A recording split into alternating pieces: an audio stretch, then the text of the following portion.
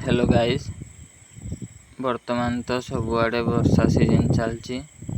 आपण मान तो जानीपारे वर्षार प्रकोप केमती रोचे। कौटी बन्या हबार संभावना होती तो कौटी बात्या। वर्षा तो छाड़बार ना नेउ नहीं। एबे तो भी लघुचाप भी अच्छी। गतकाली संध्यारू वर्षा लगी रही। आज पर्यंत भी छाड़ू नहीं। काली राति सारा वर्षा है से नदी रे एते जोर से पानी आसुचे। आमर जो ब्रिज थिला से ब्रिज ही भांगी जाइए। आम सेटा देखा जाऊँ। तबे पहुँची भी आसलु ना। आउ टिके बाट रहा ये पर्यंत पानी रही पानी आसी जाबार इे राग सब कियार थिला धान चाष करती।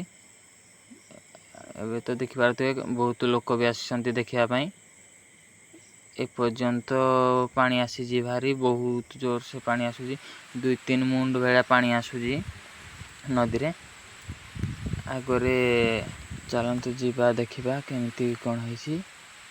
देखिपारे तो बहुत लोक आसछन्ति देखापी।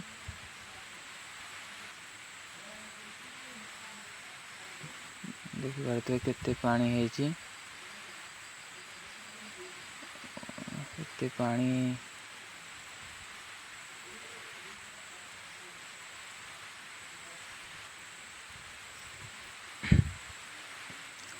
देखिपारे बन्यार प्रभाव केमिति बहुत जोर से पानी आसूसी। देखिपारे लोक मैंने से पटु एपटी आसी पारना एपटू सेपटी कहीं जाई पारना।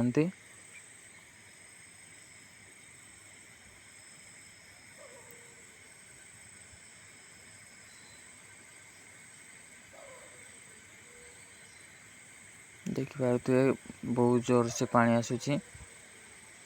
आप तो देखिए जानी पारुथिबे।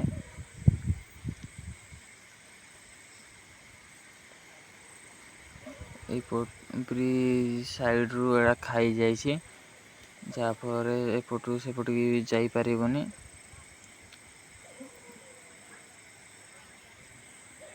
देखिपारे केते जोर से पानी जाऊँगी।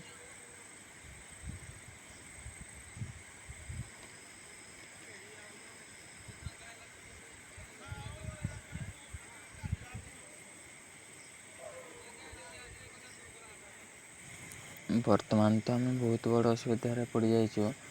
कारण आमको ए ट्राभेल कर बहुत असुविधा हम।